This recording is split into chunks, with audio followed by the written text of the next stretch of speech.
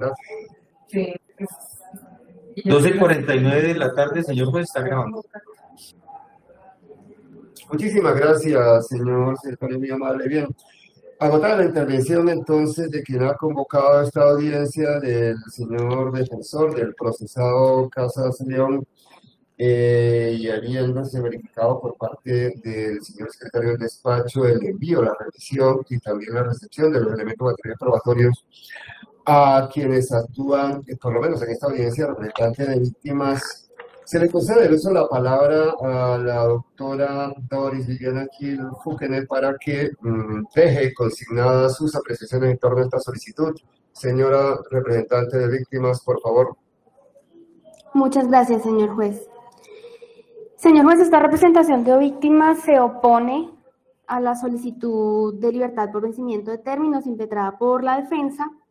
Sin embargo, antes de empezar mis argumentos, señor juez, con todo respeto y con casi temor de ser vetada en mis palabras, yo sí dejo la constancia en garantía al derecho al debido proceso que esta diligencia debería ser nulitada porque no se efectuaron las notificaciones pertinentes a la Fiscalía.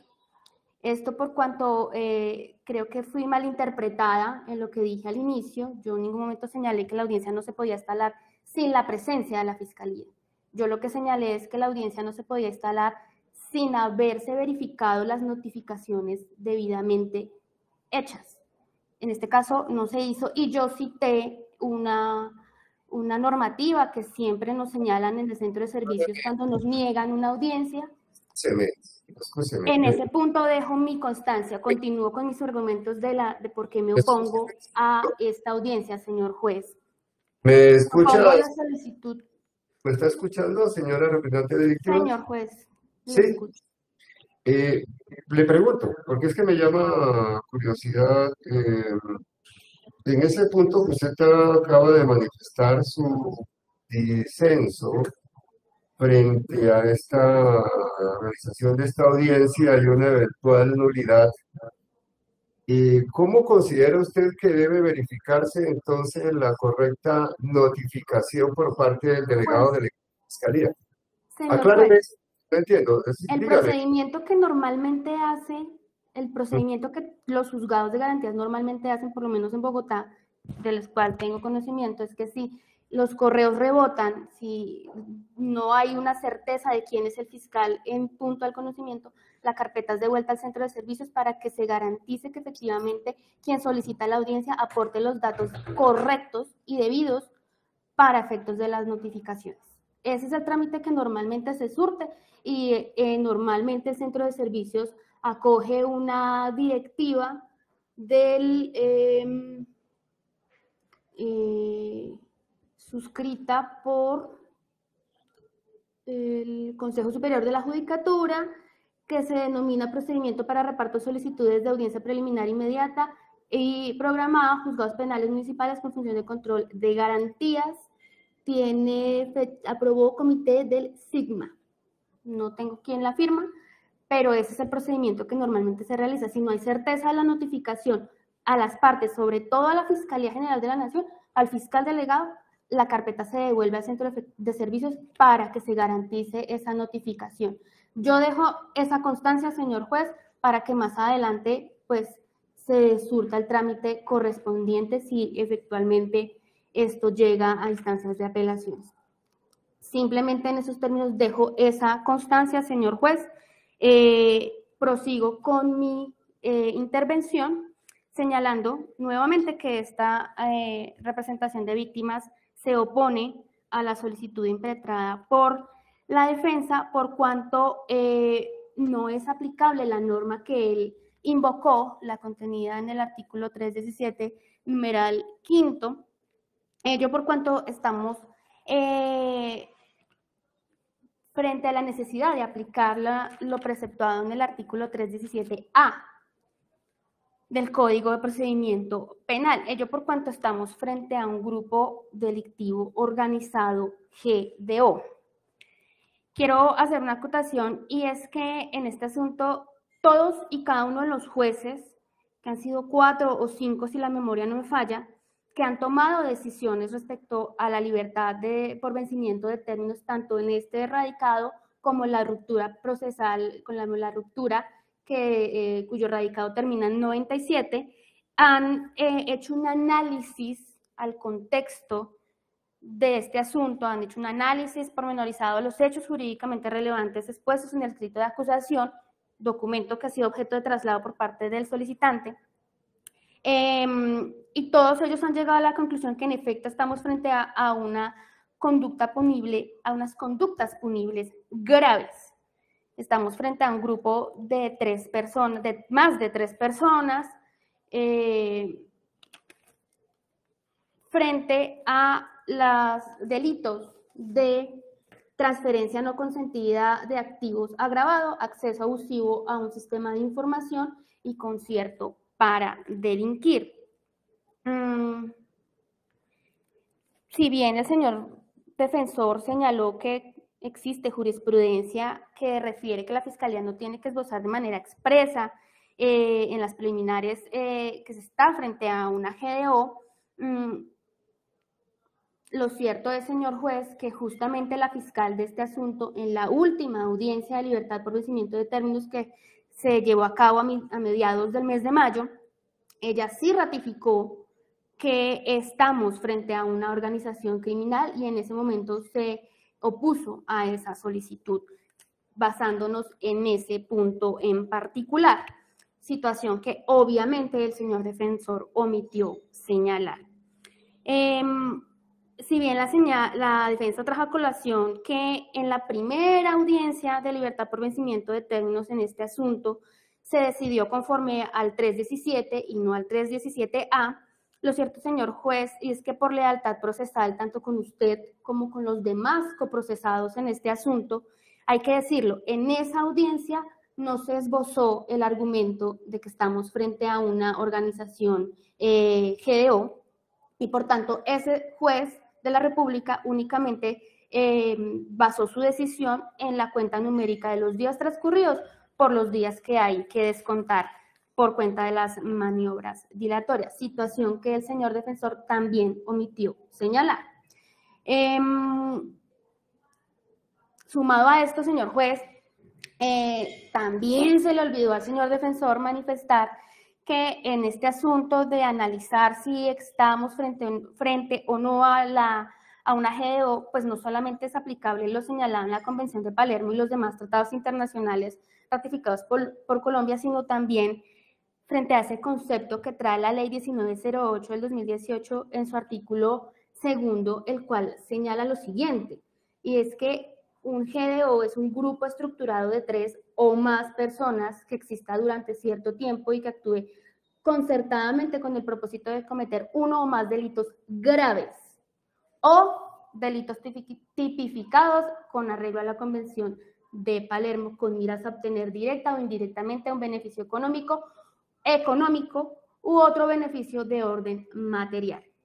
Los delitos cometidos por estos grupos no necesariamente tendrán que ser de carácter transnacional, sino que abarcan también aquellos delitos que se encuentren tipificados en el Código Penal colombiano.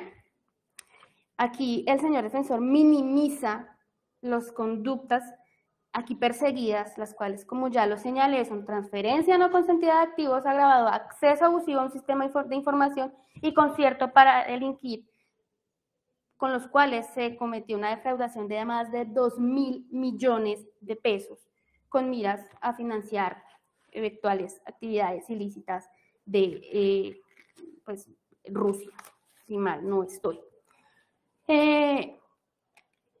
Señor juez, el análisis no se puede minimizar al simple título de los delitos aquí acusados y que entonces no se puede decir que entonces todos los casos en donde haya concierto para delinquir no debería irse por GDO.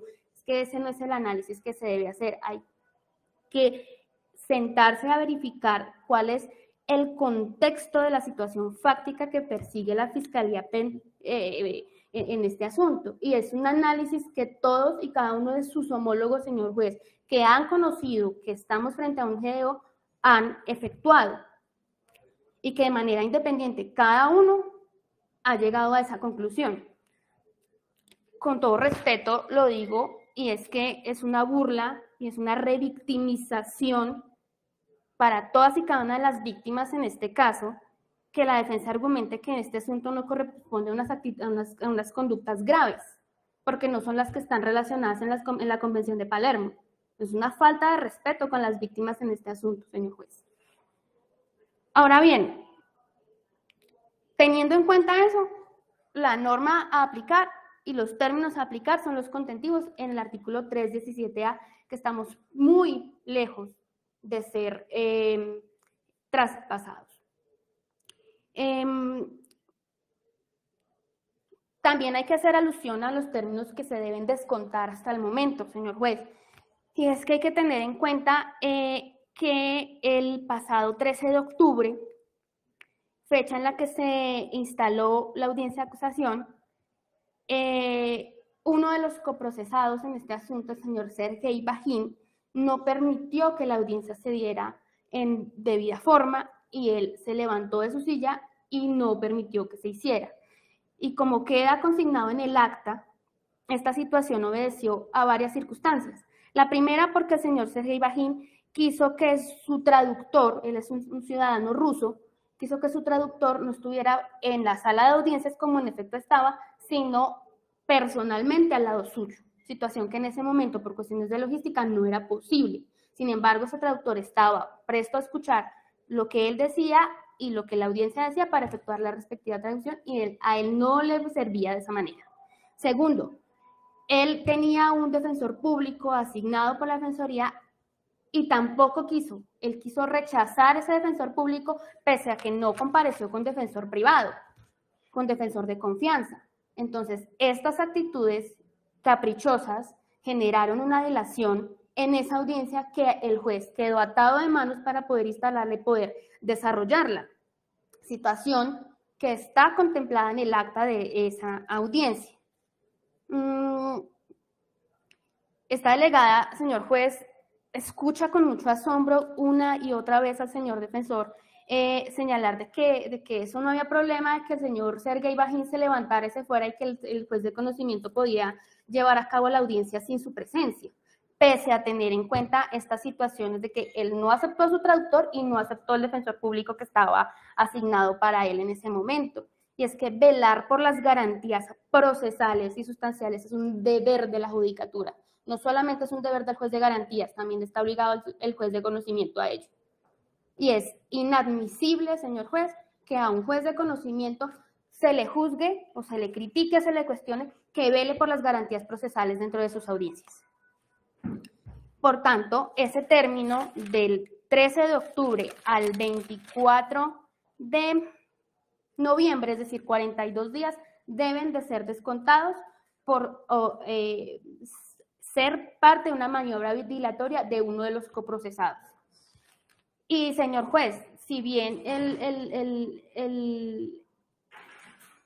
defendido del doctor Jimmy no tuvo injerencia en esa situación, pues tenemos claro que hay una figura bastante desarrollada por la jurisprudencia que es la bancada de defensa, que está desarrollada en sentencias como la 62-374 de 2018 y 91-350 del magistrado ponente Luis Barceló, que señala que cuando hay pluralidad de procesados o apoderados, pues estas circunstancias dilatorias deben de ser descontadas para toda la bancada que en ese momento está bajo persecución penal. Porque si no, se empiezan a turnar las razones por las cuales solicitar aplazamientos y demás. Y esa figura está bastante desarrollada en la jurisprudencia de la Corte Suprema de Justicia. Ahora bien, respecto a un segundo plazo que se debe descontar, tenemos el transcurrido entre el 24 de noviembre y el 26 de enero, momentos en donde la señora fiscal estuvo incapacitada y no se llevó a cabo por cuenta de un paro judicial. Y sobre el particular, señor juez, yo traigo a colación lo que señala el inciso final del 317, que dice que cuando la audiencia no se hubiera podido iniciar o terminar por causa razonable fundada en hechos externos y objetivos de fuerza mayor ajenos al juez o a la administración de justicia, la audiencia se iniciará o reanudará cuando haya desaparecido dicha causa o a más tardar en un plazo no superior a la mitad del término establecido por el legislador en los numerales 5 y 6 del artículo 37. En este asunto, señor juez, fue una causa razonable, fue un hecho de fuerza mayor que esas audiencias no se pudieran realizar sino hasta el 16 de enero, hasta el 26 de enero, perdón, porque no le fue dable al juez instalar la audiencia por cuenta de ese paro judicial. Si bien hoy en día las audiencias se pueden realizar de manera virtual, lo cierto es que en la judicatura y los funcionarios públicos están haciendo sus labores de manera presencial, salvo casos muy excepcionales. Entonces, si al juez no se le pudo permitir la entrada al complejo judicial, ¿cómo iba a instalar la audiencia? Es un caso de fuerza mayor que le es atribuible el desconteo de ese término. Es decir, a la fecha se tienen que descontar 106 días desde el momento en que se radica el escrito de acusación. Por tanto, estamos muy lejos de los 500 días que trata la norma del 317A, por lo cual no están vencidos los términos en este asunto. Señor juez, yo le solicito muy amablemente que usted analice el contexto y la situación fáctica de este asunto que está contemplada en ese escrito de acusación para determinar si estamos o no frente a un GDO, tal y como lo ha hecho cada uno de sus homólogos, con independencia de las decisiones que cada uno de ellos ha tomado, porque entiende esta delegada que cada juzgado de garantías tiene la potestad de decidir a su arbitrio, pero sí considero, señor juez, la necesidad de hacer ese análisis para determinar cuál es la norma aplicable en este asunto. En esos términos, señor juez, yo me opongo a esta solicitud impetrada por la defensa, que ha sido de manera reiterada. Muchas gracias, señor juez.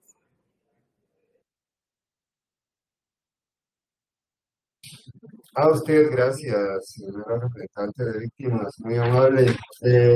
Bien, su turno, doctor Amaya. Su señoría, gracias por el uso de la palabra. Su señoría, en primer momento, advierto a la judicatura que, en mi sentir, su señoría, nos encontramos frente a un vicio de procedimiento en esta audiencia, en razón a que las notificaciones no fueron realizadas en debida forma, no por situaciones que se puedan adjudicar al despacho, a su señoría o a las personas de su secretaría, sino en razón a que pudo haberse presentado alguna situación que no permitiera señalar el correo correcto de la Fiscalía General de la Nación, el representante de la Fiscalía y la Procuraduría General de la Nación, asiduos asistentes a estas audiencias, quienes han mostrado su interés permanente en participar de estas audiencias. Sería la primera vez, su señoría, en mi experiencia profesional, que sin conformarse el contradictorio o en una situación de estas, se realice una audiencia de esta índole. En algunas oportunidades la Fiscalía manifiesta que no tiene interés y obviamente pues eso es suficiente, o la Procuraduría o las víctimas, pero en este caso se ha informado por parte de la Secretaría que los correos han rebotado. En mi sentir, su señoría, de manera respetuosa, lo que debió haber sucedido es que se devolviera la carpeta al centro de servicios y se verificara tal situación para volver a realizar esta audiencia. Con respecto, su señoría, a la argumentación del colega apoderado de la defensa con respecto a la solicitud de libertad que realiza en esta sesión, su señoría, debo advertir que este apoderado de víctimas, de la manera más respetuosa, se opone a que la judicatura conceda esta libertad y, por lo anterior, su señoría no comparte las indicaciones, los presupuestos fácticos y probatorios y jurídicos que aquí ha plasmado la defensa. Su señoría, se tiene prueba de que el 13 de octubre del 2022 en el juzgado 13 penal del circuito de Bogotá no se realizó a la audiencia, se suspendió por decisión del juez titular de dicho despacho de conocimiento.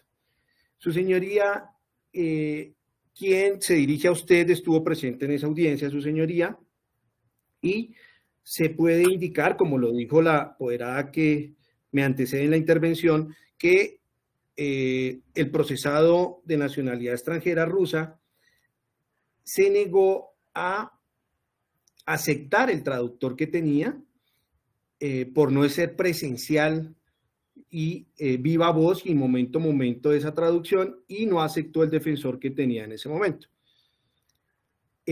Ante la situación, su señoría, y ante los derechos de ese procesado, el señor juez, en mi concepto acertadamente, su señoría, decidió no continuar con la audiencia. Esta situación, su señoría, no se le puede endilgar a la judicatura, en razón a que ese procesado tiene unas garantías procesales constitucionales, su señoría, que se deben respetar, y en ese momento quien genera ese rompimiento de esas garantías es el procesado, no la judicatura. Por lo tanto, no se le puede judicar, no se le puede etiquetar esa interrupción de esa audiencia al señor juez 13 penal del circuito de Bogotá, porque no fue él quien generó esa situación, sino fue el procesado. En esas condiciones, su señoría, conforme a lo preceptado en el artículo 317 de nuestro ordenamiento procesal, esta situación, estos días, conforme de cara a la contabilización, se le tienen que adjudicar a la defensa, su señoría. Con respecto a lo sucedido el 24 de noviembre del 2022, su señoría, que no se realizó la audiencia por un paro judicial, que no se pudo ingresar a las instalaciones de Palo Quemado, su señoría, aunque se argumente que hoy en día las audiencias son virtuales, su señoría, el hecho de la conectividad no simplemente se limita a poderse conectar desde cualquier lugar. Un juez de la República no puede hacer una audiencia desde cualquier lugar ni de cualquier manera. El juez necesita unas herramientas mínimas, su señoría, como la necesitamos cualquier de las partes que participamos en ella, como por lo menos poder estar sentados de una manera digna, poder tener acceso a nuestra documentación. Quien le habla tiene aquí abierto el Código de Procedimiento Penal, 2 códigos abiertos, el Código Civil, poder tomar nota atenta, porque esto es una situación muy seria y relevante en la administración de justicia. La imposibilidad de ingresar un funcionario a las instalaciones implica que no puede disponerse para realizar una audiencia. No simplemente nos limitamos al tema de la conectividad. Y con respecto a la jurisprudencia de la cual hacía referencia el colega defensor, aquí solicitante, su señoría, se tiene que analizar el contexto de esa audiencia, de ese momento procesal que contiene esa jurisprudencia, y no simplemente la parte que corresponde o que le sirve o que le encaja atribuirlo, y es menester, su señoría, a la Administración de Justicia estudiar el contexto y lo que ha sucedido y por qué el juez, señor juez 13 penal del circuito de Bogotá, no se realizó esa audiencia. En tal sentido, su señoría, hago referencia al artículo 64 del Código Civil, que ante la definición de nuestro estatuto penal se remite a la fuerza mayor y caso fortuito, que señala, abro comillas, se llama fuerza mayor o caso fortuito al imprevisto a que no es posible resistir, como el naufragio, entre otros, terremoto. Bueno, su señoría, el señor juez 13 penal del circuito de Bogotá no podía resistirse a una situación de un paro judicial decretado por la mayoría y ante el cierre de unas instalaciones.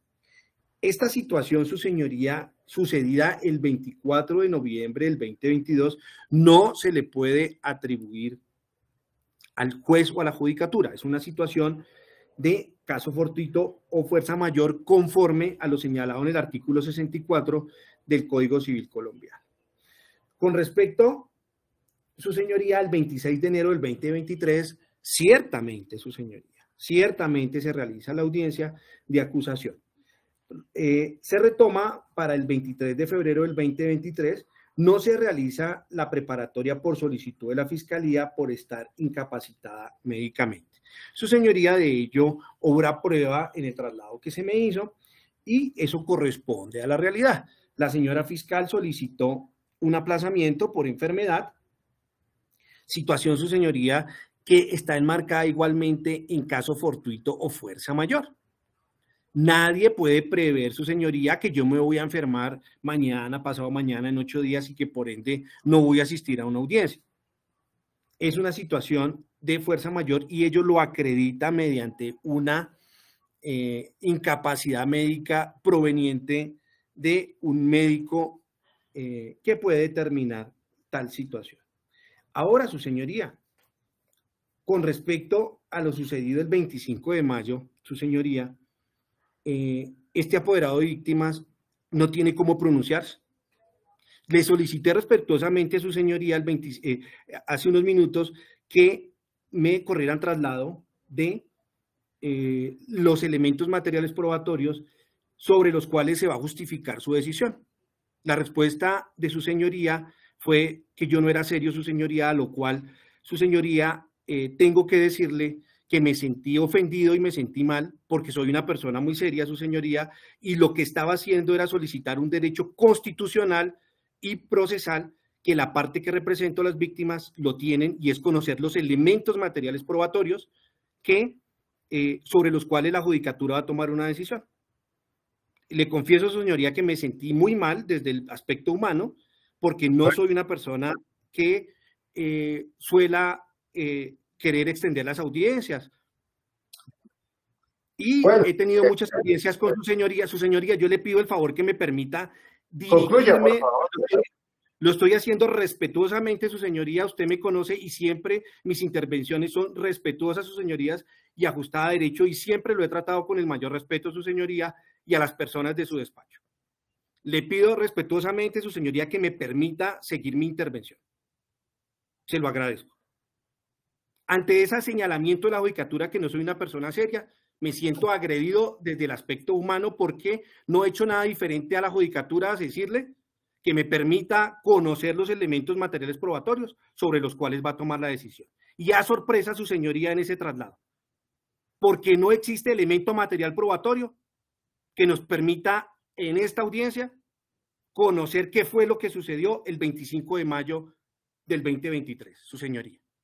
Salvo mejor concepto, y le pido a la Secretaría del Despacho, a las partes, verifiquen si esa acta consta o no consta, su señoría. Aquí los abogados de esta oficina, su señoría, revisamos y no aparece esa acta. Por lo tanto, su señoría, en mi manera de ver, la judicatura no puede tomar una decisión sobre ese particular porque de lo contrario sería tener un acto de fe en las manifestaciones del apoderado, porque no existe elemento material probatorio, no existe acta del 25 de mayo que nos permita decidir de fondo y sobre una prueba, sobre un elemento material probatorio, que fue lo que sucedió el 25 de mayo en el juzgado 13 penal del circuito de Bogotá, en la acción con últimos números 2022-0098.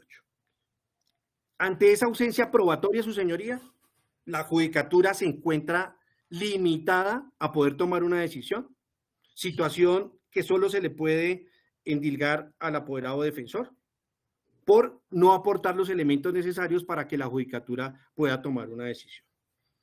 De otro punto, su señoría, ante estas situaciones señoría, y además me parece un tema de falta de lealtad procesal por parte del colega, con el cual he compartido muchos escenarios procesales, y advierto que si yo no pido el traslado de los elementos materiales probatorios, esto hubiera pasado por alto a la judicatura, y me parece una situación que no corresponde, doctor, a la altura de quienes debemos estar en un escenario y a la majestad de la justicia y el respeto que usted se merece como juez de la República y las personas que lo acompañan en su despacho. Si yo no pido ese traslado, esto pasa por alto y no puede suceder, su señoría. Por otra parte, su señoría, estas situaciones del 13 de octubre del 2022 están dirigidas directamente a la responsabilidad del procesado, lo sucedido el 24 de noviembre del 2022 por el no ingreso a Palo Quemado es un caso de fuerza mayor, lo sucedido el 23 de febrero del 2022 ante la enfermedad de la señora fiscal también corresponde a un caso de fuerza mayor o caso fortuito. Y no me puedo pronunciar, su señoría, sobre lo sucedido el 25 de mayo, porque para este escenario procesal no existe la prueba de lo sucedido el 25 de mayo. En las cuentas realizadas muy juiciosas, su señoría, y haciendo uso de un Excel, el cual utilizamos en este despacho de abogados para estos menesteres, en sentir de este apoderado de víctima, su señoría, esas situaciones a las que hago referencia contabilizan 162 días a los cuales se deben contabilizar al día de hoy. Es decir, estamos muy lejos, su señoría, del cumplimiento de ese término. Su señoría, yo agradezco inmensamente que usted me haya permitido dirigirme de una manera respetuosa a usted. Le pido respetuosamente que se estudien esos elementos materiales probatorios sobre los cuales la judicatura debe tomar una decisión y la posición de este apoderado de víctimas, conforme a el derecho penal moderno que gira en torno al derecho de las víctimas, le solicita que no se conceda la libertad aquí solicitada. Muchas gracias, su señoría. A usted, señor representante de víctimas. Bueno, yo creí que ya habíamos decantado una serie de cosas acá, pero veo que no. Aquí se han traído a colación una serie se han traído así en forma casi que alegre una serie de acertos y la terminología que se ha utilizado acá también es como un poco desafortunada. No, es que no entiendo cómo prevalide que vienen a una audiencia de esta naturaleza y antes de que se disponga o se resuelva algo por parte de este servidor, se estén ya previendo nulidades, se estén previendo cuestiones que rigen consorcios, y sobre todo la forma que se utiliza, que advierto sobre alguna serie de cosas y que se debe analizar por parte del juez. Pues esa es básicamente la tarea que debe hacer y creo que lo hice, lo mencioné hace unos minutos atrás, cuando dije que una de mis obligaciones es escuchar, evaluar, decidir. Es imposible que uno pueda resolver algo sin haber escuchado de qué se trata en este tema de privilegiar la oralidad. Y en este punto, en lo último que trajo a colación el señor representante de víctimas, doctora Maya, que también lo considero bastante desafortunado, doctora Maya, y también, como dice usted, con todo el respeto se lo digo, pero estoy obligado a decirlo. Acá no entiendo que es que si yo no pido los elementos materiales probatorios no se tiene conocimiento el 25 de mayo que no existe elemento probatorio. Pues déjeme decirle que los elementos materiales probatorios que a usted se le corrieron muy amablemente por parte del señor defensor, el señor secretario del despacho, son exactamente los que a nosotros nos aportaron. Y yo creo que es muy claro, y también lo dije al inicio de estas audiencias, que aquello del proceso del marco dispositivo que gobierna o que implica este cambio de paradigma de modelo enjuiciatorio penal,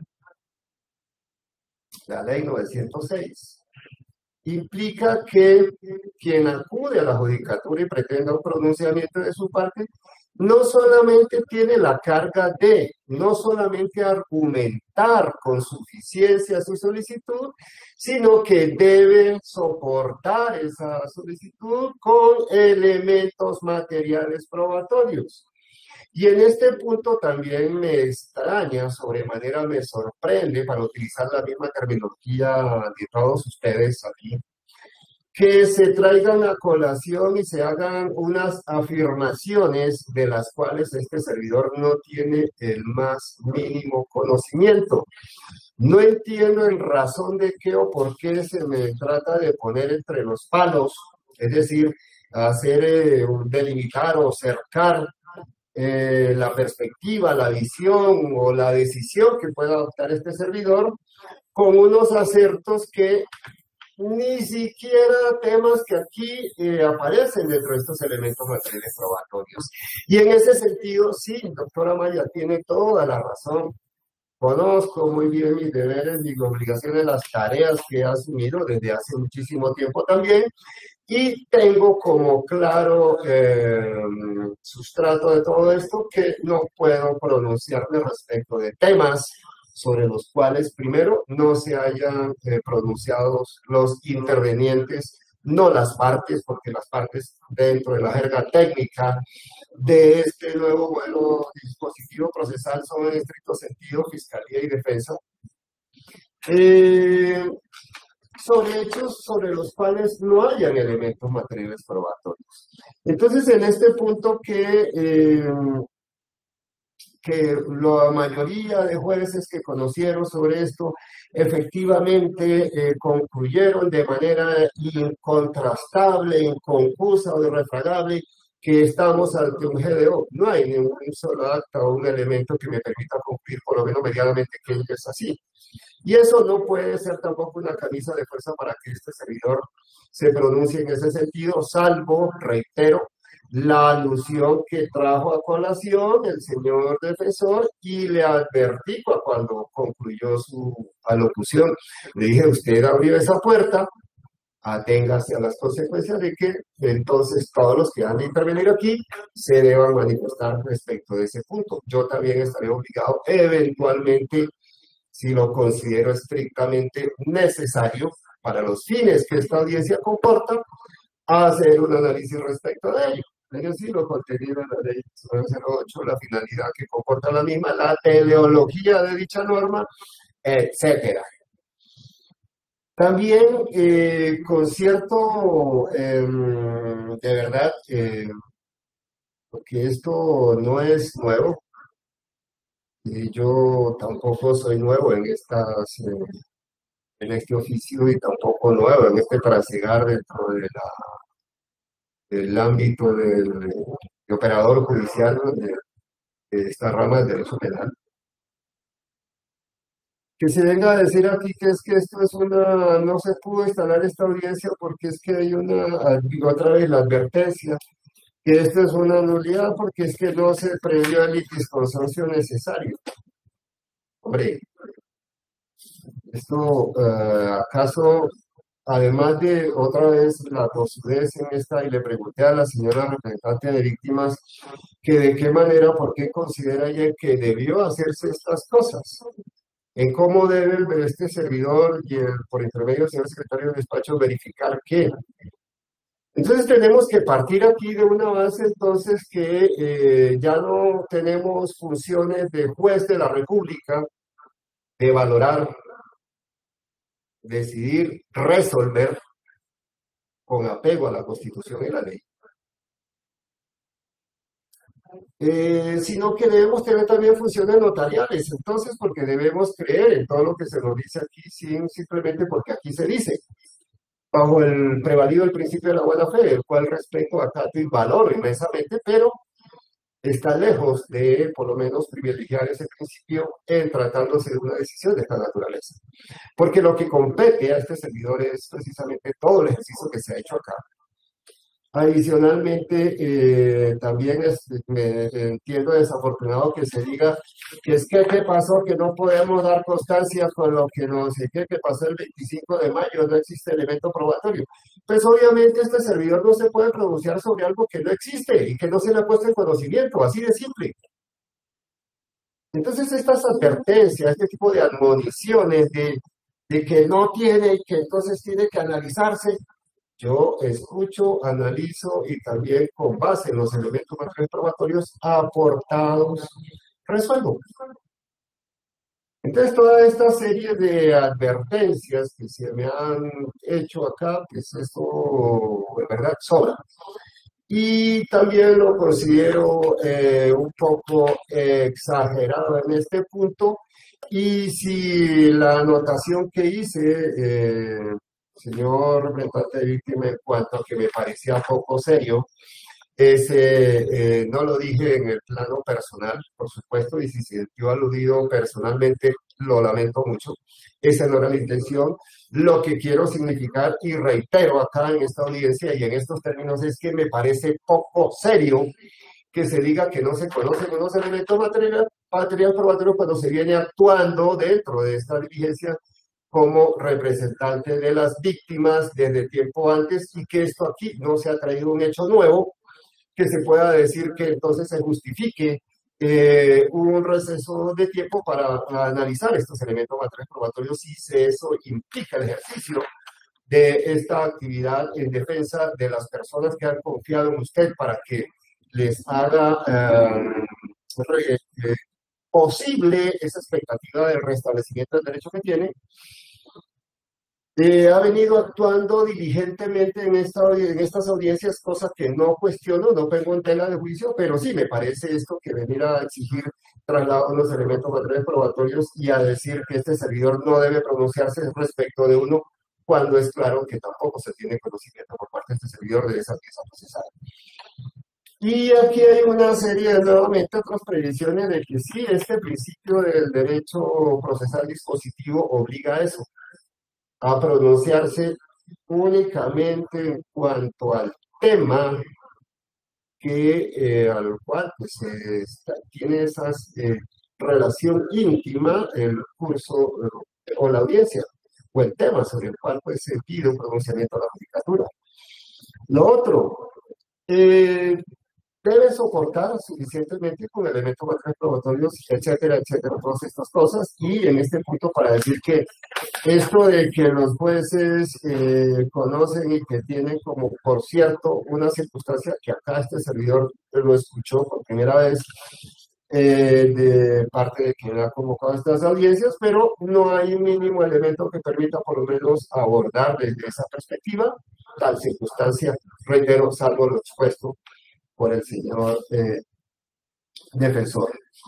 De una parte, lo otro, pues obviamente yo no puedo adherir a la tesis de mis honorables colegas, es decir, los diferentes jueces que han conocido, para ser más explícito, de esto y que han tomado tal tesitura, han adoptado esa tesitura, pues sencillamente porque no lo conozco, no me consta, no tengo con base en qué decir que sí, se dan los presupuestos para adherir a esa tesis. Y esto y otra serie de cosas acá que, por ejemplo, cuando se dice que esta delegada, no sé a qué se habrán querido referir a eso, que escucha con asombro cuestionar el juicio de conocimiento, sí hay una serie de cosas de verdad que merecen por lo menos una otra abordaje desde el punto de vista del análisis y, por supuesto, desde el punto de vista argumental en cuanto al tema que acá se ha puesto en contexto. Y digo todo esto porque si bien es cierto que las partes y también, desde luego, representantes de víctimas del Ministerio Público pueden casi que libremente manifestarse sobre algunas apreciaciones en cuanto a la valoración de los hechos. No así puede hacerlo el juez de control de garantías en este caso, o el juez que conoce de una petición. El juez debe ceñirse a esos principios fundamentales que gobiernan la actividad judicial y son que debe otra vez escuchar, verificar y sobre todo dar razones por las cuales adopta o acoge una determinada decisión, lo que implica de suyo argumentar en estricto sentido la decisión que se adopta, es decir, dar razones. No opinar ni creer que absolutamente nada de lo que estas cosas que se han dicho aquí son lo que se corresponden con la realidad óntica. Bien, para atender entonces este pronunciamiento, lo primero que hay que establecer aquí, pues es unos mínimos temporales para efecto de establecer este conteo de términos. Lo segundo es algo que parece que se olvida, o por lo menos no se conoce, que esta circunstancia de la libertad por vencimiento de términos, si bien tiene una marcada circunstancia objetiva, es decir, el transcurso del tiempo, lo cierto es que hay otra serie de circunstancias allí que deben valorarse.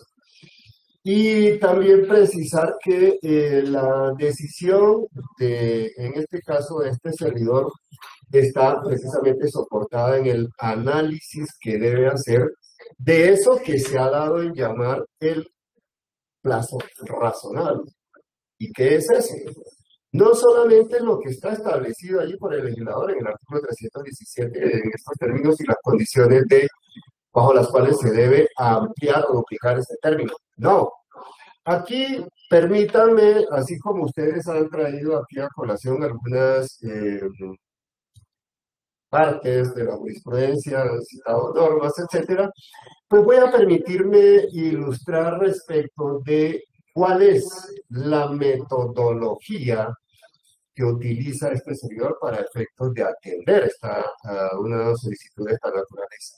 Lo primero es establecer qué se entiende o qué debe entenderse por eso que se llama plazo razonable. Es decir, definir aquello sobre los cuales vamos a discurrir. No es simplemente lo que yo entiendo, lo que yo creo, lo que me parezca, sino es lo que se ha construido con base en la jurisprudencia de la Corte Interamericana de Derechos Humanos, no lo que ha traído el legislador acá, sino que ese concepto viene de allá. Fue elaborado, fue estructurado con base en esa jurisprudencia de la Corte Interamericana de Derechos Humanos y traído, incorporado, vertido en nuestra jurisdicción, en nuestro ordenamiento jurídico, mejor, vía jurisprudencia laboral en Corte Constitucional. Así. Esto para significarles qué es lo que debe entenderse desde la génesis del concepto del plazo razonable como tal, y también cuáles son las circunstancias que deben preverse para efectos de abordar ese análisis, porque un análisis no se hace sino de esta manera. Esa es básicamente la metodología. Entonces, desde allí, con base en eso, simplemente decir que la Corte Interamericana de Derecho ha establecido que hay alguna serie de aspectos fundamentales a los cuales debe entenderse, debe comprenderse, es decir, abarcar, asir este concepto del plazo razonable allende a lo normado en el artículo 317, numeral quinto, cuarto del Código de Procedimiento Penal. Entre otras cosas, se prevé, por ejemplo, la complejidad del asunto, la actividad desarrollada por los intervinientes, y allí se segmenta, porque no se dice los intervinientes, entendiéndose que cualquiera que pueda comparecer tiene esa calidad y puede de esta manera desnaturalizar el curso normal de la actuación del proceso. Se precisa del investigador, aquí en nuestro medio entiéndase Fiscalía General de la Nación, y por supuesto la actividad a cargo que deben desplegar, se entiende, deben desplegar en eso el desarrollo técnico del derecho, también constitucional a la defensa técnica, pues tanto apoderado como defensor. Y por supuesto, se habla de algunas circunstancias de altura, azar, contingencia, necesidad, caso fortuito, etcétera, que deben valorarse también, porque es que no solamente hay hechos en que, como lo citó y lo trajo a colación, creo que los dos señores de rescate de víctimas, la dama y el caballero, por supuesto, hago referencia, en cuanto a que hay algunas puntuales circunstancias que, por más que se prevea por parte del legislador, suceden, pasan, están por fuera del control de quien tiene la obligación de direccionar y de cumplir todas las formas propias del juicio, es decir, entre ellos el plazo. Entonces son todas estas circunstancias que deben valorarse, deben mesurarse para entender, para poder tener una cabal comprensión de qué es el plazo razonable cuando se aborda este tema, esta temática.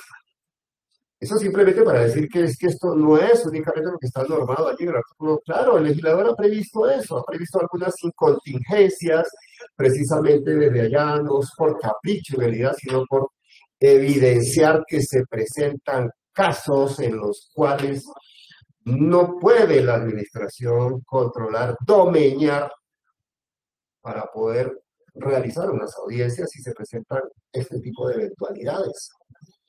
Y que en ocasiones, si bien la jurisprudencia, que por ejemplo que trajo y citó el señor defensor, puede servir como guía para establecer algunos aspectos precisamente de estos en que ya se salen del control de la jurisdicción.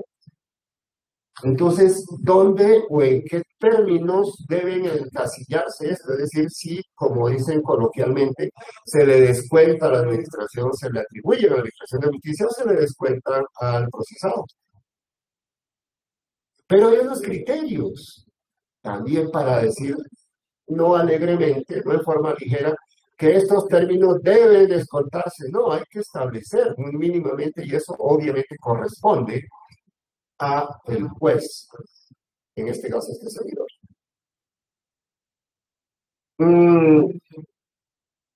Aquí, simplemente para ya concluir pues este tema, pero sí quiero reiterar que en criterio de este servidor, con base en jurisprudencia, recordar porque pues se vuelve un tópico muy recurrente acá de decir que es que debió citarse de manera diferente.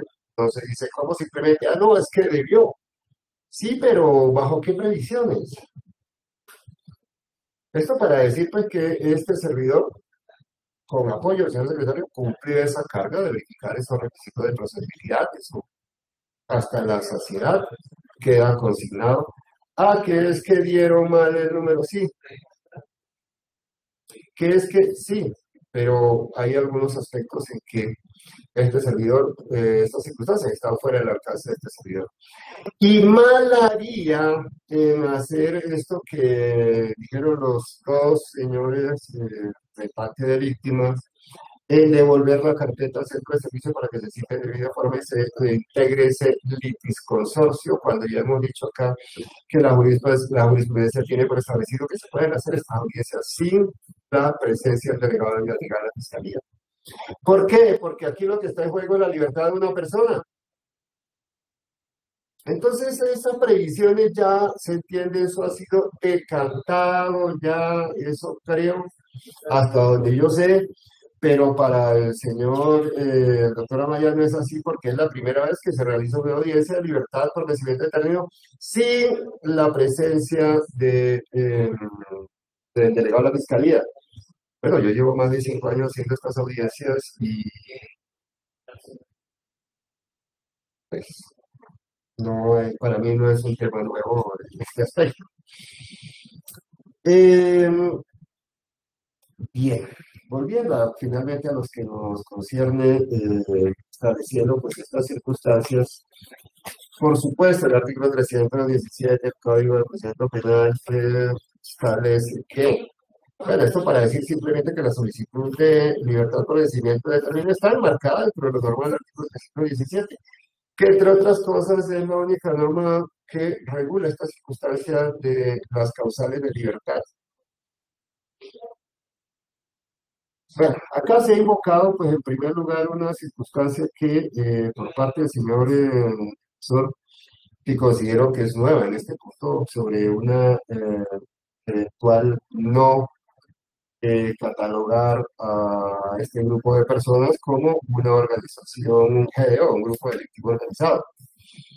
Esto es un etiquetamiento, un labeling approach que hacen los señores de la Policía Nacional y que son introducidas acá para efectos de gradar alguna serie en cuanto al tratamiento judicial y todos estos temas que se deben dar a efectivamente a grupos que tienen la capacidad de y que no pueden enfrentarse con las normas ordinarias del procedimiento. algo por allá, algo tesis de profesor Jacobs en este punto, pero bueno.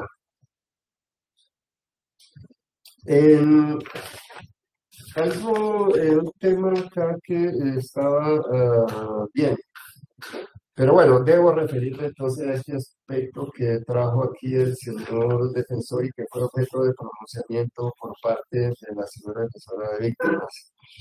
Que estamos frente a un grupo GDO y que todos los jueces han hecho un análisis y todos ellos han llegado a la conclusión que son conductas graves. Es obvio, son conductas graves. Esto es casi una perogrullada decir que estas conductas son graves. Sí, son gravísimas, por supuesto.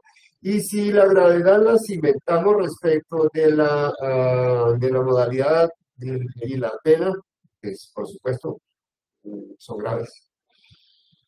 ¿Qué es un concurso agravado? Sí, es un concierto agravado, perfecto. Pero, ¿qué es lo que se requiere en estricto sentido, de acuerdo a la jurisprudencia de la Corte y lo que se tiene por ser medianamente sentado? Porque esto tampoco es pacífico, porque la ley y la norma tampoco es clara en este sentido. Es decir, los efectos para la ampliación de término en eso sí es claro, por supuesto, pero las razones por las cuales que se habla de la invocación de los convenios de Palermo, que tiene que ser que cualquier grupo organizado, entonces que el concierto ya no sería o sí sería el GBO, etcétera. Lo que debe precisarse acá es algo que se trajo en relación aquí, no sé por quién, una sentencia de la Corte Suprema de Justicia que debe decirse que efectivamente, y atendiendo un claro principio de tasatividad, esto corresponde también a fiscal delegado de la Fiscalía General de la Nación, es decir, ellos son los que dicen si existe inicialmente prima facie, eso lo resuelve después un juez mediante una sentencia condenatoria o absolutoria. Si existe una conducta delictiva, qué tipo de conducta delictiva es decir, cuál es el nomen juris, cuál es el tratamiento que ha de hacerse. Eso lo hace casi exclusivamente con aquello del ejercicio de la protección punitiva, artículo 150 de la Carta, el delegado o delegada de la Fiscalía. Entonces, en un principio, cuando el delegado de la Fiscalía prospecta dentro de las previsiones del artículo 207, es decir, programa metodológico, que está ante un grupo organizado delictivo, pues así más o menos ese sistema esquemático lo va desarrollando para efectos de que por aquello del principio de la mismidad en cuanto a la imputación, que la cual puede variar, pero no así la acusación frente a la sentencia. Entonces, si se pretende estructurar esa pretensión punitiva con base en este etiquetamiento en que un GDO u otra cosa de esas, que simplemente debe irse apuntalando ahí casi que del escrito de acusación y debe irse desarrollando en esos temas, en esas formas de las formas propias del juicio para efecto de que la sentencia que se profiera dentro de ese marco. Son los mínimos que creo que están ahí físicos en eso que se llama el principio de congruencia. Pero bueno, anotación al margen de si se encuentra entonces que es un GDO, no es un GDO, lo que implicaría entonces que estos términos habrían, no, en la previsión del artículo 317, 240 días, habida cuenta pues el número de procesados y también las implicaciones, etcétera. Parágrafo primero del artículo 317. Entonces, trate el proceso de justicia penal especializada, no es el caso, o sean 3 o más los imputados acusados. Ahí ya, simplemente verificado esta circunstancia objetiva, hemos de concluir entonces que este concepto del plazo razonable en cuanto para el establecimiento de cuantificación de los términos son 240 días, porque tampoco podemos desconocer lo que allí ha previsto el legislador. Entonces ese va a ser el término que va a establecer, pues no va a coger esta tesis de que estamos ante un GDO o algo así en estas circunstancias, porque de los elementos materiales probatorios que se han aportado, pues tampoco se fuerza a concluir que ello es así. y tampoco podemos entonces acoger, no es que estemos adhiriendo a la tesis de la defensa, no, lo que sucede es que con base en los elementos materiales probatorios tenemos que concluir que no tenemos un elemento suasorio que nos permita concluir que efectivamente estamos frente a un grupo delictivo organizado. Y en ese sentido el tratamiento es no en cuanto a lo previsto en el artículo 317, sino 317A. Con lo cual, pues entonces tampoco sería necesario todo este tipo de elucubraciones, porque simplemente establecer mínimamente, pues no se dan las causales y de entrada diríamos, pues no hay ninguna razón, no perdamos tiempo discutiendo aquí tonterías y vámonos a almorzar. Eso es así, porque si son 500 días, ¿para qué hacemos este ejercicio? Y tampoco es que pues se desatienda lo que ha manifestado la señora representante de víctimas otra vez, en que en todos los jueces han hecho un análisis y todos ellos han llegado a la conclusión que son conductas graves y que si se hubiese puesto en contexto, más allá de la información, alguna pieza que permitiera por lo menos a este servidor evaluar, contemplar esta posibilidad, pues estaríamos en la obligación de manifestarnos en detalle sobre ello. Pero bueno, entonces los límites son esos, 240 días y el inicio del conteo de votos tenemos que hacer este inicio para efectos de cuantificar estos días, estos términos, es no desde el momento en que la fecha que tiene el escrito de acusación, sino la fecha en que es asignado a reparto de a quien le correspondió de suerte, es decir, a la honorable juez 13 penal del circuito. Y esto es.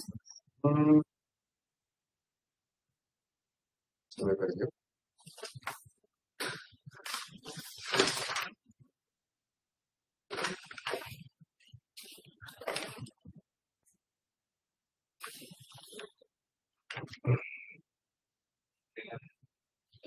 Dice, el escrito de acusación tiene fecha de elaboración el 28 de julio. Sometido a reparto el día 25 de agosto y entonces desde allí es la fecha límite que tendrá este servidor para empezar y hacer este conteo. ¿Por qué desde allí? No es capricho de este servidor. Es que la norma dice que es que el escrito de acusación fue elaborado, sí, pero fue presentado y repartido el 25 de agosto. Y eso es lo que ya permite que el honorable juez de conocimiento asuma el conocimiento y disponga todas las actuaciones a su cargo para establecer, instalar el juicio de debida forma. Entonces, esa es la fecha que tomará, este sería el 25 de agosto. Y tenemos que en este punto lo que reposa en el acta, independientemente allá de las opiniones que han dejado aquí sentados quienes han desfilado en el uso de la palabra, voy a referirme en concreto porque además debo hacerlo, sobre el acta asignada allí con ocasión de la audiencia fijada el 13 de octubre del año inmediatamente anterior. Para el caso y para evitar cualquier desaguisado o cualquier sesgo, y aquí pues simplemente una advertencia, sesgo no es solamente un concepto erróneo o parcializado que se tenga algo, no, sesgo es simplemente son, en psicología utilizan como para mencionar los atajos mentales. Y es decir, para evitar cualquier atajo mental que me permita no hacer el análisis como debe hacerse, voy a remitirme textualmente a lo consignado en este documento para también alejarlo allí de cualquier libre interpretación de este servidor.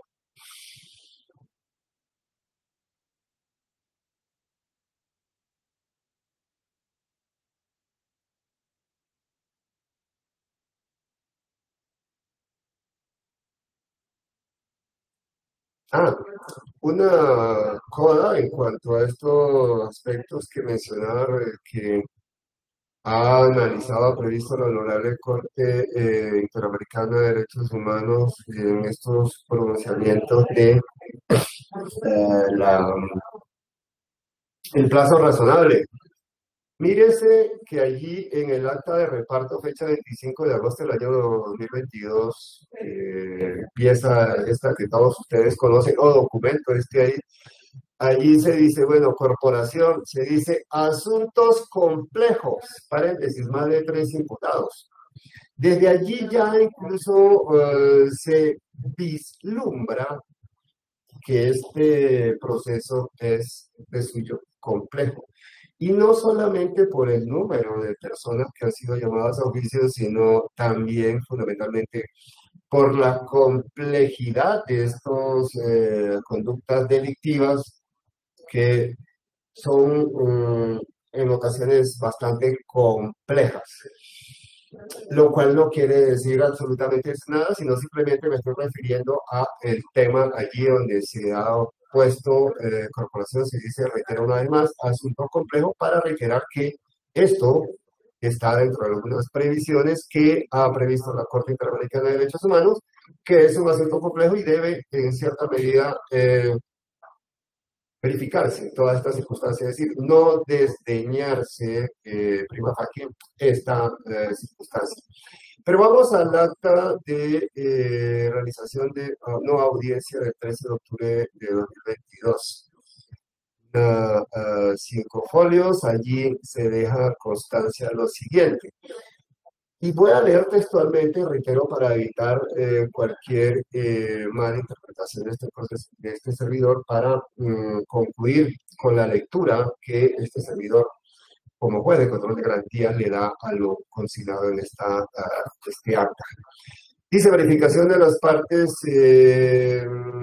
diligencia de manera virtual, traductor, dice despacho.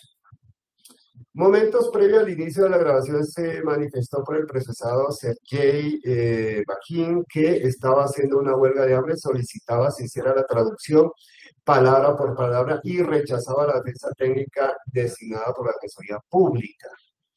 El señor juez consulta al señor traductor que indique lo que le transmitió al procesado, dice el traductor. El procesado manifestó que se declaró en huelga de hambre, no tiene abogado, rechaza el abogado de oficio, según él no entiende la posición, se va a dirigir al gobierno del presidente Petro en atención a que considera que el tema desatado contra él tiene un carácter de tipo político.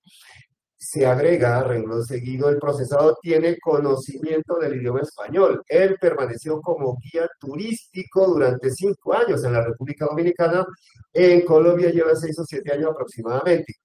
Él habla perfectamente español, inclusive en pasada audiencia él estaba escuchando y entendiendo perfectamente lo que decía el señor juez. En adelante, todas las previsiones que tomó el honorable juez de conocimiento, el señor juez 13 penal del circuito, conclusión de conocimiento, para, de una parte, verificar el estricto respeto de derechos y garantías de la persona, del ciudadano extranjero sometido a juicio, y verificar, como es su deber, como se resalta allí a lo largo de este documento, que se empeñó en tratar de solucionar, de salvar todos estos escollos para poder, en pro del respeto de todos y cada una de las personas que intervienen en la audiencia, porque también hay que dejarlo en claro, los derechos y garantías no están instituidos. Cuando se habla del debido proceso, no se habla únicamente del derecho a la defensa o del defensor, o los derechos del indiciado, imputado, acusado o sentenciado.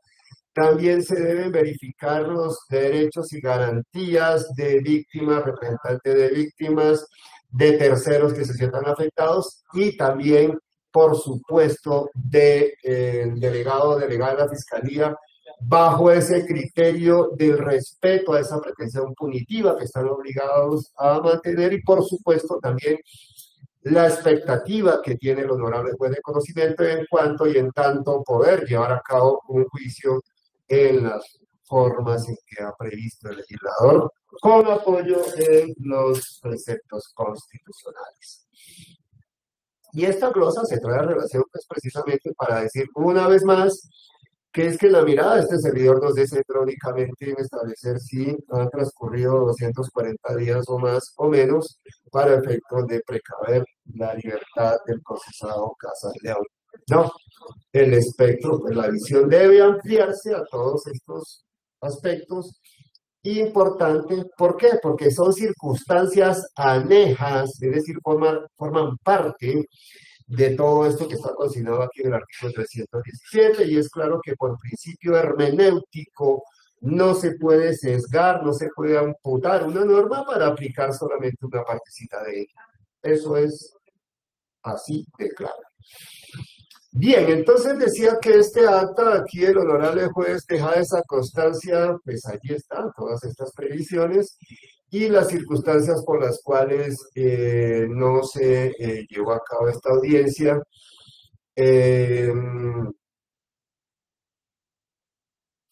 Bueno,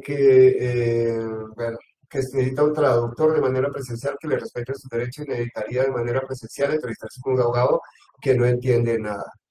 Que no se va a prestar para las condiciones, bueno, el señor juez dice no se va a prestar para las condiciones que considere procesado frente a la entrevista con el abogado, se le considera en su momento.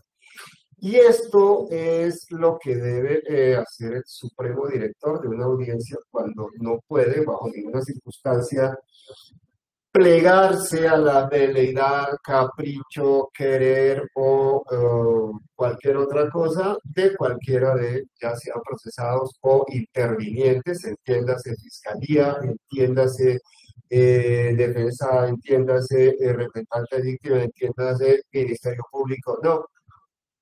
Y eso fue lo que hizo el honorable juez de conocimiento, manifestar clara su posición, exigiendo respeto para la administración de justicia, porque considero que eso es un respeto, eso es un agravio, una falta de consideración, no solamente para él en su calidad de juez de la República, el supremo instructor de esas audiencias, sino también para este respeto que se debe a la majestad de la justicia, encarnada en este momento en él. Bajo esos criterios, entonces, decir que las causales de no justificación por las cuales, o las razones por las cuales no se realizó esa audiencia, obedecen única y exclusivamente al comportamiento veleidoso, atrabiliario, desplegado por el ciudadano extranjero sometido a juicio. Y no bajo ninguna circunstancia debe tomarse como esos términos achicarse a la administración de justicia, porque lo que ha concluido este servidor en la lectura de este acta es que se actuó de manera, es decir, con toda la probidad y con toda respeto a las garantías fundamentales de absolutamente todos los intervinientes por parte del honorable juez de conocimiento. Entonces, estos términos es claro, es más que clarísimo que son, es decir, la frustración, la no realización de esta audiencia deben radicarse exclusivamente en cabeza de uno de los procesados. Y en este punto, acoger lo que dijo aquí, sí, con criterio la señora representante de víctimas, que no solo por aquello del criterio de bancada de defensa, que corre la misma suerte, sino es que no puede, que es la lectura que puede darse en este sentido, porque este concepto de criterio de bancada puede ser discutible. En cuanto a los efectos nugatorios de la actividad de uno de los defensores, uno de los procesados, a arrojarse a todos ellos, pues sí, eventual y se dan estas condiciones en este puntual caso. ¿Por qué? Porque es que ahora no puede uno de los procesados venir a beneficiarse de una actitud de uno de los procesados que a la postre retardó, dilató en forma arbitraria, en forma grosera, irrespetuosa, la realización de esta audiencia programada, pese a los esfuerzos evidenciados por el honorable juez de conocimiento. Entonces, estos términos, desde luego, hemos ya mencionado, pues tienen que ser descontados en este caso, absolutamente todos los procesados, y no solamente al ciudadano extranjero, pues en este caso tampoco estamos resolviendo la solicitud respecto de esta persona. En cuanto a la segunda audiencia, allí se tiene que una audiencia frustrada, la realización de la audiencia el 13 de octubre, se programó entonces para la segunda fecha de realización de esta audiencia el 24 de noviembre. Aquí se presentó una circunstancia paro judicial que, reitero, independientemente, al margen de cualquier cosa que se haya dicho aquí objetivamente, y lo digo con ocasión a lo leído por la señora representante de víctima, en que se debe verificar, según la providencia que ella trajo a colación, que se debe verificar, es decir, en este momento sí se podía garantizar la presencia o el señor defensor, no sé, me excusan en todo caso la referencia, presento excusas, pero lo que quiero realizar no es quién lo dijo, sino lo que se dijo para esos efectos, para estos efectos argumentales. Que debe entonces, que no obstante que la presencialidad, pero que si debe el juez entonces bajo esta circunstancia de un hecho público, manifiesto, notorio, un proceso de un paro nacional, entonces verificar si podía o no conectarse o presenciar, si se hizo por parte de la judicatura en su momento, instalar esta audiencia. Creemos que esto es algo exacerbado, porque si partimos del criterio, la base, y creo que en este punto no voy a que no se tome como conocimiento privado del juez, sino como es un hecho notorio, evidente, que no requiere prueba. Entonces, lo que comporta, lo que significa el impacto que tiene una cesación, un cese laboral, es decir, un paro que afecta la función de todos los operadores judiciales. Esto no requiere pues mayor elucubración para decir que estos son unos términos que desde luego están muy lejos del control de la judicatura, es decir, el señor honorable juez 13 penal del circuito no podía ni prever ni evitar los efectos nocivos de este paro, decirle, bueno, vámonos todos para tal parte y allí realizamos la audiencia. No, es una causa sobreviviente, además, porque es que estaban citados con antelación desde el 13 de octubre para el 24 de noviembre. Cuando se hizo esa citación, el honorable juez no estaba lejos de suponer que se iban a presentar estas circunstancias que no le iban a permitir desarrollar y instalar estas audiencias. Entonces, ¿qué se puede concluir de ello?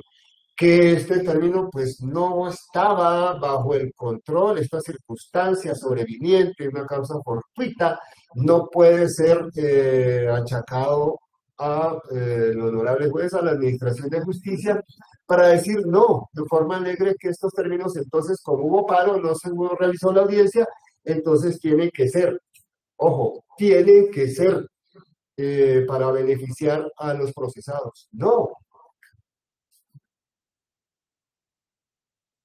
Es que si los términos, si una audiencia no se realiza, entonces se dice, es que no quedó claro porque es que la Administración de Justicia no se estableció si el juez hizo lo que tenía que hacer, y yo por eso pregunté en esta audiencia, ¿y qué es lo que se supone que se debe hacer entonces ante una eventualidad de esta naturaleza?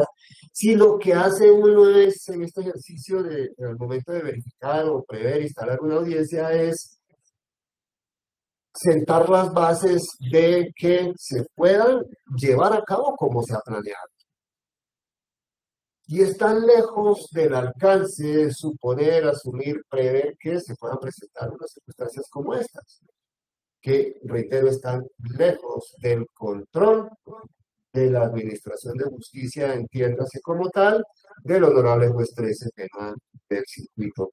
Y entonces puede concluirse, entonces esos términos, si no, entonces eche para acá y lo contabilizamos a favor del procesado. No, porque es que no se trata de que entonces si no es del uno, entonces tiene que ser para el otro. No, ahí están las previsiones del artículo, de la norma del artículo 317.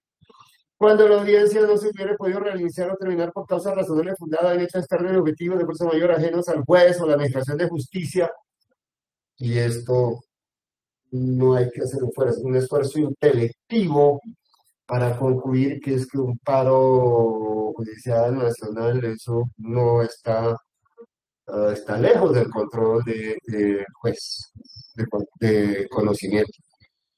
Entonces, en este término, la audiencia se iniciará regular cuando ya desapareció dicha causa y además estará en un plazo no superior. Y eso fue lo que se previó en su momento. La fecha más cercana próxima, 26 de enero,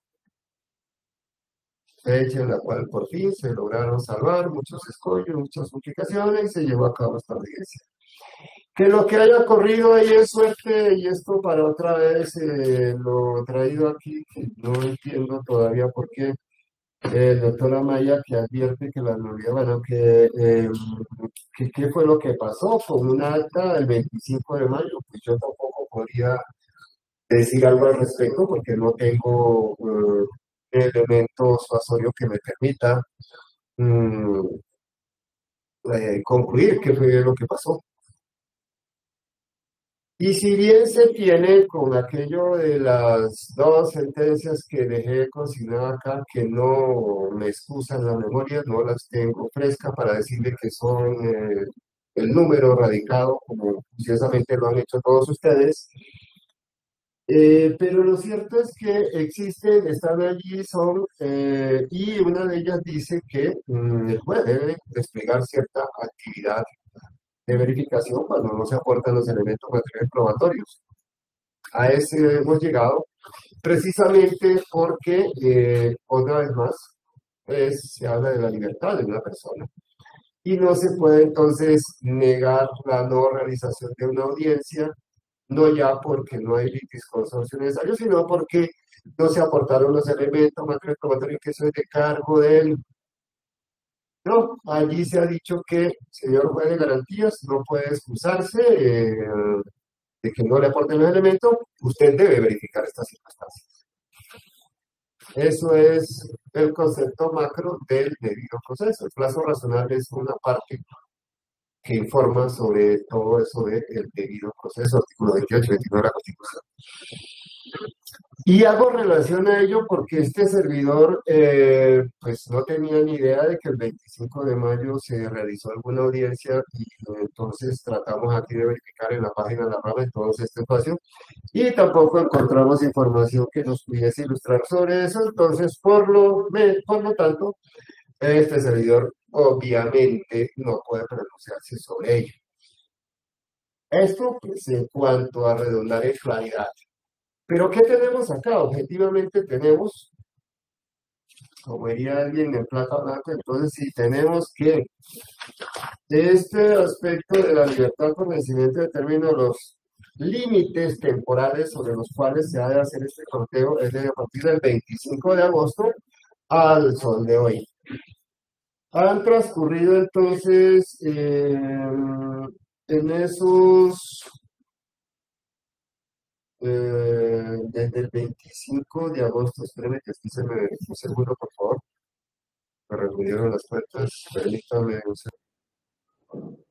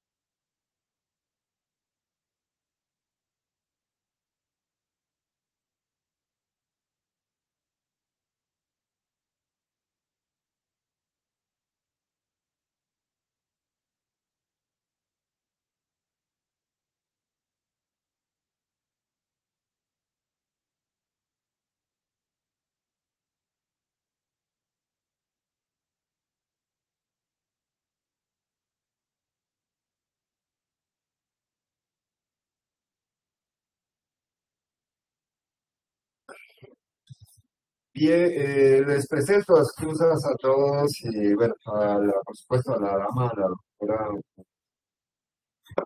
Doris Liliana también esta interrupción. Estaba simplemente verificando algunas circunstancias acá.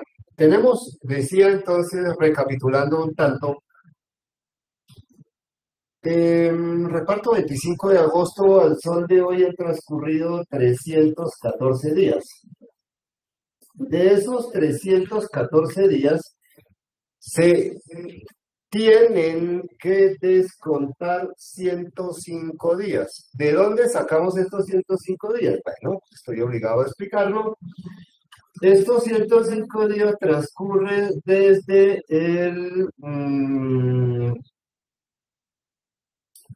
momento en que conteo 18 días del mes de octubre, 30 días del mes de noviembre, 31 días del mes de diciembre, 31 días del mes de enero y 26 días del mes de enero, perdón, porque la 10ª segunda que se fijó fue el 26 de enero. Entonces, todo este terreno de tiempo da un total de un guarismo de 105 días que deben ser descontados o atribuidos exclusivamente, como ya se dijo, a la actividad desplegada por uno de los procesados. Y también, porque es que aquí pues obviamente si hacemos este ejercicio matemático de 314 menos 105 días, hay que concluir de manera incontrastable que no sobreviene esta causal, es decir, no han transcurrido los 240 días. Sin tener en cuenta, sin tener en claro qué pudo haber pasado en esa audiencia del 25, la muy citada, pluricitada audiencia del 25 de mayo. No se hace mención a ello, pero bajo esos criterios tenemos que no ha sobrevenido esta causal de libertad que se ha invocado en la forma consignada en el artículo, el quinto artículo 317, 240 días. También se han precisado las razones por las cuales existe esta duplicidad de término. Pero aquí hagamos otro ejercicio. Suponiendo que vamos a descontar, porque estamos obligados a descontar estos 22 días que corresponden a la vacancia judicial, que no pueden tenerse allí libremente, esto nos daría, es decir, 105 días, descontamos 22, que son la vacancia judicial, son un total de 83 días, los cuales si se restan esos 314, dan un total de 231 días, con lo cual pues tampoco arrimamos a ese límite de los 240 días. En conclusión, verificadas todas estas circunstancias, pues no se aviene a acoger la solicitud elevada por parte del señor defensor, el doctor Gómez Montaña, en cuanto a que se decreta la libertad inmediata de su prohijado, el señor Casas León, por cuanto se ha verificado, con base en los elementos materiales probatorios aportados, que no se dan las condiciones objetivas, es decir, al día de hoy no se han cumplido, no se han concretado estos 240 días que exige el artículo 317 de su numeral quinto para que sobrevenga esta causal de libertad. Decisión esta, entonces, de la cual, en el sentido de negar esta solicitud, traslado a los intervinientes para que, si lo consideran necesario y prudente, hagan uso de los recursos de ley. Señor defensor, por favor.